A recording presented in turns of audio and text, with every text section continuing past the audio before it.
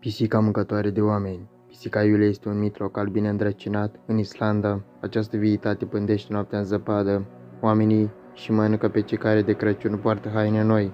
Superstiția legată de felina spăimântătoare a apărut pentru a încuraja pe muncitori să fie mai harnici.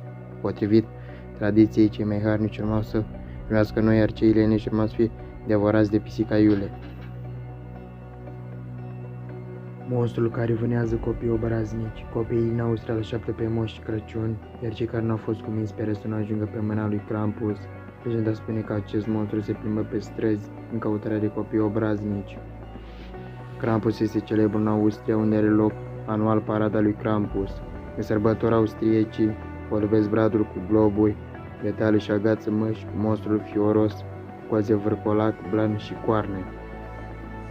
Vrăjitoarea zburătoare. În Norvegia se spune că în ajun spiritele și vrăjitoarele răutăcioase zboară pe mături în zonele urbane pentru a-i vâna pe cei care nu au fost cuminți. Astfel, norvegienii își ascund măturile și mopurile pentru că ființele rău intenționate să nu le utilizeze în scopuri malefice. Craniul de cal.